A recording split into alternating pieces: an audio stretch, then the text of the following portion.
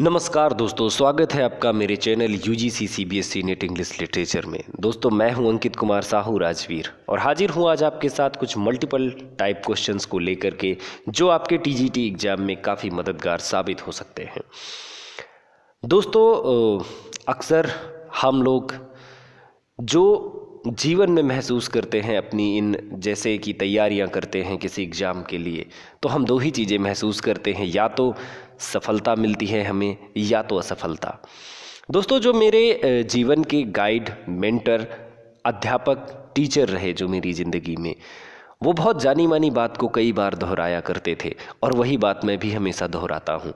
वो ये कि असफलता हमें ये बताती है कि सफलता का प्रयत्न पूरे मन से नहीं किया गया। दोस्तों, इस बात को मैंने जीवन में हृदय से महसूस किया। कई बार असफलता जब मैंने जीवन में पाई, तो मुझे वास्तव में जब मैंने ये एनालिसिस किया तो मैंने पाया कि हाँ, वाकई असफलता हमारी इसी का परिणाम है। किसका? कि हमारा जो प्रयत्न था वो पूरे मन से नहीं था। Whole hearted we have not committed that thing. तो दोस्तों, मेरी गुजारिश होगी कि इन चंद दिनों में हम बेहतर प्रयत्न करेंगे, एक कोशिश करेंगे कि हम इस परीक्षा में सफलता को लेकर के आए और अपने जीवन को कुछ रंगों से भर दें। तो दोस्तों, मेरे साथ बने रहें, जुड़े रहें, शेयर करें, सब्सक्राइब करें, लाइक करें और कमेंट करना तो कभी ना भूलें दोस्तों। और अपनी तैयारी को एक बेहतरीन फाइनल टच दें। तो दोस्तों, चलिए आज शुरू करते हैं आज का सफ़र और कुछ बेहतरीन क्वेश्चन से मिलते हैं, देखते हैं क्या ये क्वेश्चंस हमारे लिए महत्वपूर्ण है या नहीं। Verse liver, what is verse liver? There are 4 options: colophon, A, be closed form, C rhymed form, D open form. दोस्तों, जो वर्स लिवर यानी कि जो वर्स स्वतंत्र हो उसे हम बोलते हैं फ्री वर्स। उसी को हम बोलते हैं दोस्तों क्या? वर्स लिवर को ही हम बोलते हैं ओपन फॉर्म। डी ऑप्शन इसका राइट है दोस्तों। अगला हमारा जो क्वेश्चन है वो है विच of the following is a pastoral poem by Milton. दोस्तों, जॉन मिल्टन साहब ने एक पास्टोरल पोएम लिखी और जहाँ तक मैं बात करता हूँ कि इंग्लिश साहित्य में आपके जो भी पोएम्स है पास्टोरल एलेजीज हैं वो काफ़ी फेमस है। तो जो जॉन मिल्टन साहब ने लिखी पास्टोरल एलेजी वो कौन सी है? एडनिस, थैरसिस, लैसिडस या नन ऑफ द एबव। दोस्तों, these are the 4 options. But जो लैसिडस दोस्तों ये पोएम है, लैसिडस पोएम एडवर्ड किंग के लिए लिखा था जॉन मिल्टन साहब ने और ये एक पास्टोरल एलेजी है दोस्तों। क्या है? पास्टोरल पोएम है या पास्टोरल एलेजी है जॉन मिल्टन साहब के द्वारा। इनमें से जो दोस्तों अदर पोएम दी हुई हैं, जो थायरसिस दी हुई है दोस्तों, तो ये थायरसिस मैथ्यू आर्नोल्ड ने लिखी थी अपने फ्रेंड के लिए, अर्थर ह्यू क्लॉक के लिए। और एडोनिस जो दोस्तों पोएम है तो ये लिखी थी पीवी शैली ने जॉन कीट्स के लिए। अगले दोस्तों हम प्रश्न पर आते हैं, वो है the solitary ripper is a. दोस्तों, जो सॉलिटरी रिपर पोएम है ये वर्ड्सवर्थ के द्वारा लिखी गई। ये किस फॉर्म में लिखी गई है दोस्तों? Option a ballad, option b ode, option c lyric और ऑप्शन डी पैस्टोरल। तो दोस्तों, इनमें से किस फॉर्म में लिखी गई है सॉलिटरी रिपर? तो दोस्तों, इसका ऑप्शन है लिरिक फॉर्म में लिखी गई है। सॉलिटरी रिपर विलियम वर्ड्सवर्थ साहब की पोएम है जो लिरिक फॉर्म में लिखी गई है। अगला प्रश्न है Milton's poetry is a mirror in which the writers character is very clearly reflected. Who made this statement? दोस्तों, जो मिल्टन की पोइट्री है वो एक शीशे की तरह है, एक दर्पण की तरह है, in which the writers character, जिसमें जो राइटर आपका ऑथर है उसका कैरेक्टर बहुत ही क्लियरली रिफ्लेक्ट होता है। ये बात किसने कही? तो दोस्तों, ये बात जो है क्या वेरिटी ने कहा था? Option A, option B Macmillan, option C Pattison, option D Bush. तो दोस्तों, ये जो बात कही गई थी तो ये मैकमिलन ने कही थी दोस्तों।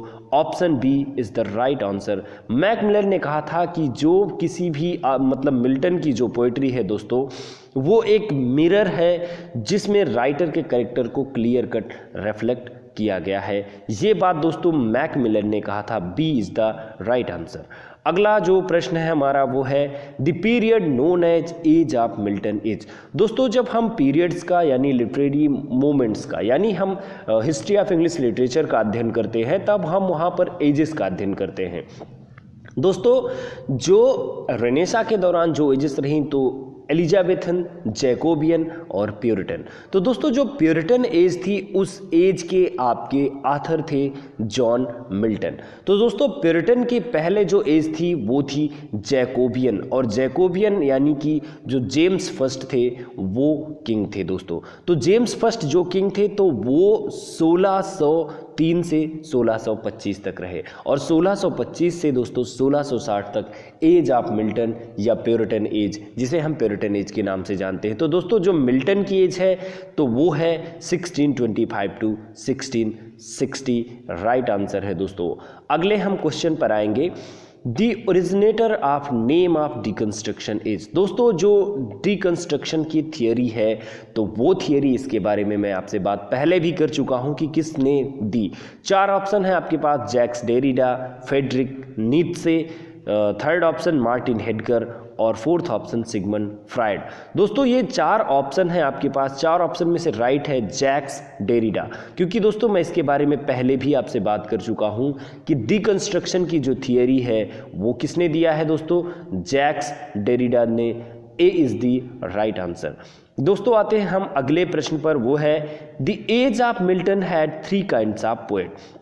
दोस्तों जो मिल्टन की एज रही, और मिल्टन की एज कब रही, 1625 से 1625 टू 1660, जिसे हम कहते हैं Commonwealth period, age of Milton और प्यूरिटन एज। तो दोस्तों ये जो पीरियड था तो इसमें मतलब 3 तरीके के आपके पोएट्स थे। वो कौन कौन से थे दोस्तों, तो इसका जो आंसर है वो बी राइट आंसर है दोस्तों। मैं अगले और ऑप्शंस को नहीं पढ़ता, लेकिन मैं बताता हूं कि बी इसका राइट आंसर है दोस्तों। और इसमें एज ऑफ मिल्टन यानी कि मिल्टन की एज के दौरान मेटाफिजिकल पोएट थे, कैवेलियर्स थे और प्यूरिटन पोएट्स थे। तो ये 3 टाइप के पोएट्स थे आपकी मिल्टन की एज के दौरान, यानी कि b is the right answer. अगला जो क्वेश्चन है वो है Paradise Lost was written by Milton in the phase of his life. दोस्तों जो पैराडाइज लॉस्ट है ये तो आप जानते हैं कि 1667 में लिखा गया दोस्तों पैराडाइज लॉस्ट। और पैराडाइज लॉस्ट में दोस्तों जो फेज़ रहा, मतलब जिस फेज़ के दौरान उन्होंने लिखा जॉन मिल्टन साहब ने, तो दोस्तों वो फेज़ था क्योंकि जिस समय उन्होंने पैराडाइज लॉस्ट लिखा था उस समय वो ब्लाइंड हो चुके थे, टोटली ब्लाइंड थे, और इनकी जो डॉटर थी उसने पैराडाइज लॉस्ट को पेन किया था अपने हाथों से। तो दोस्तों ये जो पीरियड था तो ये लास्ट पीरियड था उनकी लाइफ का, इसीलिए दोस्तों ये बी राइट आंसर है कि पैराडाइज लॉस्ट जो है मिल्टन के लास्ट फेज यानी कि last phase of his life जो है पैराडाइज लॉस्ट कंप्लीट किया गया। दोस्तों हम अगले क्वेश्चन पर आते हैं, Wordsworth compose some of his finest poems during the years. दोस्तों विलियम वर्ड्सवर्थ साहब हैं जो, तो उन्होंने अपनी फाइनेस्ट पोएम्स को किस दौरान लिखा। दोस्तों जो फाइनेस्ट उनकी पोएम रही तो 1798 से 99 के दौरान रहा। क्यों? क्योंकि दोस्तों उस दौरान उन्होंने बेहतरीन अपनी पोइट्री लिखी, लिरिकल बैलेड का पब्लिकेशन, और लिरिकल बैलेड के पब्लिकेशन के साथ उन्होंने अपनी बेहतरीन पोएम, फिर पोएटिक डिक्शन, इन सारी चीज़ों को उन्होंने डील किया दोस्तों। और अगर हम आगे की बात करें तो जब 1813 में उनकी जो पोएम आई एक्सकर्शन, तो कहते हैं कि वो उनका पोएटिक डिक्लाइन था। तो दोस्तों इसीलिए a is the right answer. 1798 to 99 ये दोस्तों मतलब टाइम था कि उन्होंने अपनी फाइनेस्ट पोएम इस दौरान 98 से 99 के दौरान उन्होंने बेहतरीन अपनी पोएम्स लिखी। अगला दोस्तों जो हमारा क्वेश्चन है वो है regular ode is a close imitation of. दोस्तों जो रेगुलर ओड है वो क्लोज इमिटेशन है किसका, तो दोस्तों इसका जो राइट आंसर है वो है पिंडारिक ओड। दोस्तों जो आपकी ओड होती है, आपके पीजीटी में भी ये क्वेश्चन पूछा गया था एक, कि ओड, तो ओड दोस्तों 2 टाइप की होती है, एक होरेशियन होती है और दूसरी होती है पिंडारिक ओड। तो दोस्तों इनमें से जो रेगुलर ओड है दोस्तों वो फॉर्म है किसका, पिंडारिक ओड का। The regular ode is a close imitation, तो किसका इमिटेशन है दोस्तों, पिंडारिक ओड का क्लोज इमिटेशन है रेगुलर ओड। दोस्तों अगले क्वेश्चन पर हम आएंगे, John Galsworthy was the son of. दोस्तों जो जॉन गाल्सवर्दी थे वो सन थे किसके?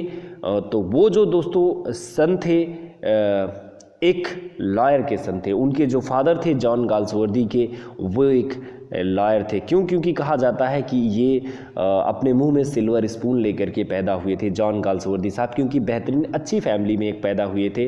राइट आंसर है दोस्तों सी, कि उनके जो फादर थे जॉन गाल्सवर्दी साहब के, वो क्या थे? लॉयर थे। अगला जो दोस्तों हमारा क्वेश्चन है, which is not Shakespeare's drama.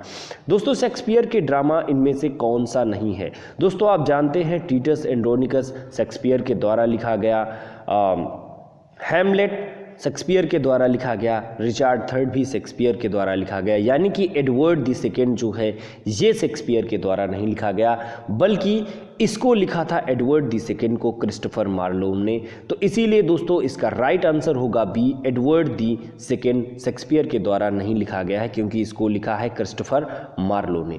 अगला दोस्तों हमारा क्वेश्चन है, Galsworthy began his literary career as. तो दोस्तों जो जॉन गाल्सवर्दी थे उन्होंने अपना लिटरेरी कैरियर जो शुरू किया था, उन्होंने अपना लिटरेरी कैरियर एक नॉवलिस्ट के रूप में शुरू किया था। दोस्तों जॉन गाल्सवर्दी ने जो अपना लिटरेरी कैरियर शुरू किया वो किसके रूप में? एक नॉवलिस्ट के रूप में दोस्तों उन्होंने अपना लिटरेरी कैरियर शुरू किया था। अगले क्वेश्चन पर हम आएंगे, novella is a word from. दोस्तों जो नोवेला वर्ड है किस भाषा से है? तो दोस्तों जो नोवेला वर्ड है ये इटली भाषा का है। नोवेला वर्ड इटली भाषा का है दोस्तों। किस भाषा का है? इटली भाषा का। अगले हम दोस्तों पॉइंट पर आएंगे, which of the following is a masque written by Milton. इनमें से कौन सा एक मास्क है? एरोपेजिट, पहला ऑप्शन है कॉमर्स, दूसरा है एरोपेजिटिका, तीसरा है लिसिडस और चौथा है नन ऑफ द अबव। दोस्तों इनमें से मैं बात कर चुका हूं, जब मैंने बात की थी जॉन मिल्टन की लाइफ के बारे में, तब मैं और उनके वर्क्स के बारे में, तब मैंने बताया था दोस्तों कि जो कॉमर्स वर्क है जॉन मिल्टन साहब का, ये क्या है? एक मास्क है। इसीलिए दोस्तों ए इज़ द राइट आंसर। क्यों? क्योंकि ए एक मास्क है जॉन मिल्टन जी के द्वारा लिखा गया।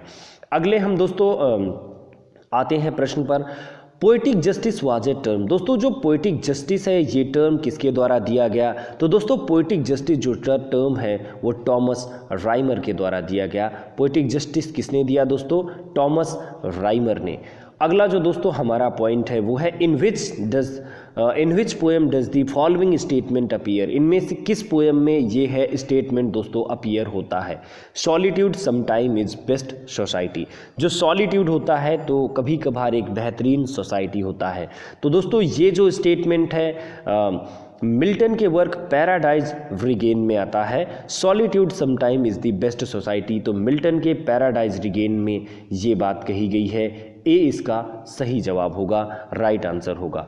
दोस्तों हम अगले क्वेश्चन पर आते हैं, a violet by a mossy stone half hidden from the eye is a quote from. तो ये दोस्तों जो कोट है कहाँ से है? तो ये दोस्तों कोट है हमारा ऑप्शन इसका बी सही है, लूसी पोएम से है। A violet by a mossy stone half hidden from the eye is a quote from. तो ये दोस्तों जो कोट है वो लूसी पोएम से है। इसका राइट आंसर है बी दोस्तों। अगला जो क्वेश्चन है दोस्तों है वो है, Wordsworth poem mostly deal with. दोस्तों जो वर्ड्सवर्थ की पोएम है मोस्टली डील होती हैं किसके साथ? हम्बल एंड रस्टिक लाइफ्स के साथ को। क्योंकि दोस्तों वर्ड्सवर्थ साहब का मानना था कि poetry in common language for common man with common subject. तो दोस्तों इसीलिए ये हम्बल एंड रस्टिक लाइफ के साथ वर्ड्सवर्थ साहब की जो पोएम्स हैं वो डील होती हैं कहाँ? हम्बल एंड रस्टिक लाइफ के साथ। दोस्तों अगला जो क्वेश्चन है, which literary device has been used in the following sentence of the last paragraph. The same sputtering of syllables was heard drawn by the tittering of the class. दोस्तों जब कहीं भी टिटरिंग, ऐसे जो वर्ड्स आते हैं स्पिटरिंग टिटरिंग, तो जब ऐसे टाइप के वर्ड आते हैं तो वहाँ पर दोस्तों कौन सा फिगर ऑफ स्पीच होता है? यहाँ पर ये पूछा गया है, the same spattering of syllables was heard drowned by the tittering of the class. तो दोस्तों ये इसमें जो फिगर ऑफ स्पीच है वो है ओनोमेटोपोइया। ओनोमेटोपोइया। और दोस्तों ये जो फिगर ऑफ स्पीच है, इसका डी राइट आंसर है। ओनोमेटोपोइया इसका राइट आंसर है दोस्तों। अगले हम क्वेश्चन पर आएंगे, Wordsworth before his death resided at. दोस्तों जो वर्ड्सवर्थ साहब थे आपके, तो वो मृत्यु से पहले कहाँ पर रहे? तो दोस्तों इसका राइट आंसर है रेडल माउंट में वो रहे दोस्तों। अगला जो हमारा क्वेश्चन है वो है, एलिट्रेशन में बी डिफाइंड एज। दोस्तों एलिट्रेशन को क्या डिफाइन किया जा सकता है? तो दोस्तों एलिट्रेशन को हम क्या डिफाइन करते हैं? A repetition of a speech sound in a sequence of words. दोस्तों एलिट्रेशन क्या होता है?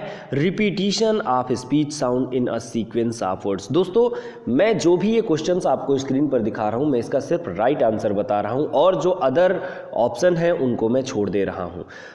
दोस्तों अगले हम क्वेश्चन पर आएंगे 23 पर, William Wordsworth Tintern Abbey is. दोस्तों जो विलियम वर्ड्सवर्थ की है वो टिंटन एबी क्या है? बहुत कंफ्यूजिंग क्वेश्चन है, लेकिन दोस्तों don't be confuse, it's a dramatic monologue. William Wordsworth की जो टिंटन एबी है वो क्या है? एक ड्रामेटिक मोनोलॉग है दोस्तों। अगले हम क्वेश्चन पर आते हैं, इपिक इज। दोस्तों इपिक क्या होता है? तो इपिक होता है दोस्तों a long narrative poem on serious subject. दोस्तों एक लॉन्ग नरेटिव पोएम होती है एक सीरियस सब्जेक्ट पर, एक मतलब यूनिवर्सल इम्पॉर्टेंस जो सब्जेक्ट होता है, ग्रैंड स्टाइल, ग्रेट सिमलीज का मतलब यूज किया जाता है दोस्तों, ग्रैंडियोर मैनर में होता है, इपिक सिमलीज का प्रयोग होता है। These are the quality of epic poem. अगला दोस्तों हमारा जो क्वेश्चन है वो है, in 1805 Wordsworth which poem was written. दोस्तों 1805 में वर्ड्सवर्थ की कौन सी पोएम लिखी गई थी? तो वो है दोस्तों प्रिल्यूड। जो प्रिल्यूड है दोस्तों ये स्पिरिचुअल ऑटोबायोग्राफिकल पोएम है विलियम वर्ड्सवर्थ की। अगला दोस्तों हमारा क्वेश्चन है, the Prelude by Wordsworth was part of a vast work which to be called. दोस्तों जो प्रिल्यूड वर्क है ये किसका पार्ट है? तो दोस्तों ये प्रिल्यूड जो वर्क है ये एक वास्ट वर्क जिसका नाम है द रिक्ल्यूज। दोस्तों द रिक्ल्यूज का ये पार्ट है, द प्रिल्यूड किसका पार्ट है दोस्तों?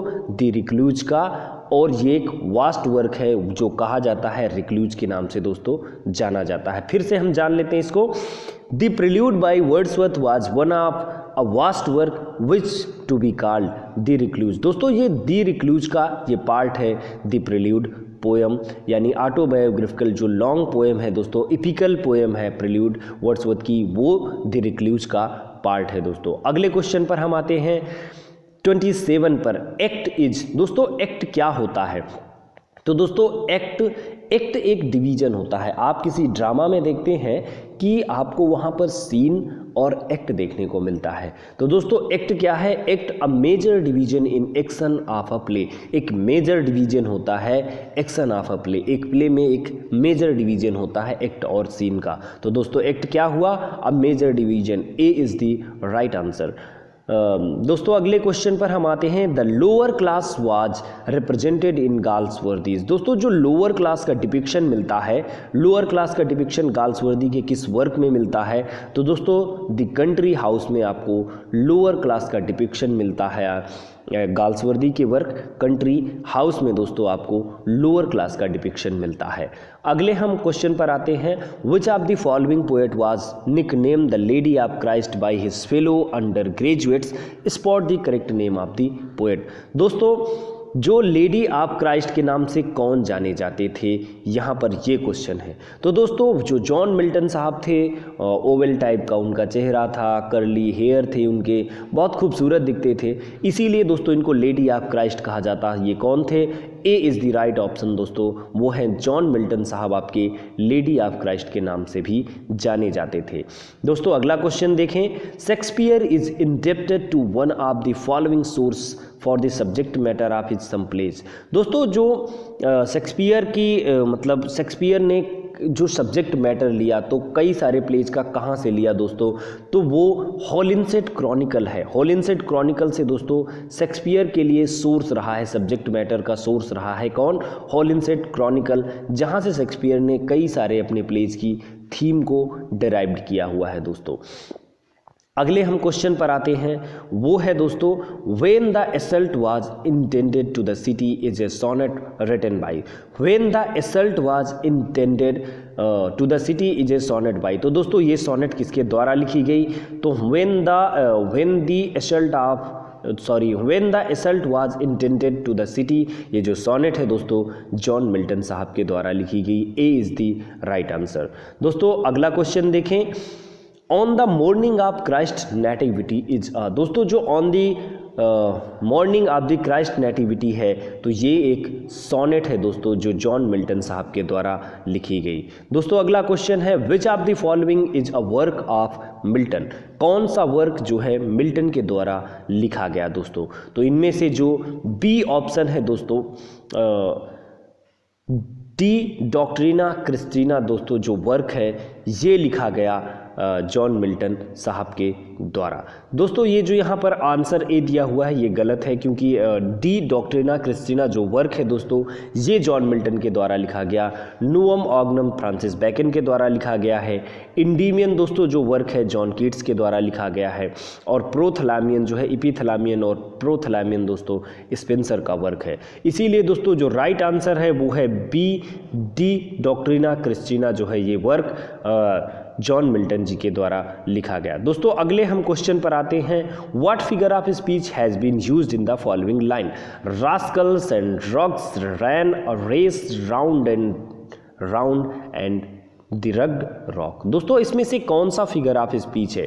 तो दोस्तों इसमें जो फिगर ऑफ स्पीच है वो है एलिट्रेशन। दोस्तों एलिट्रेशन फिगर ऑफ स्पीच है, इसमें B is the right answer दोस्तों, एलिट्रेशन। क्योंकि यहाँ पर जो रिपीटिशन हुआ है आर का वो आपको देखने को rugs, race, round, rugged, rock, इसीलिए दोस्तों यहाँ पर एलिट्रेशन है।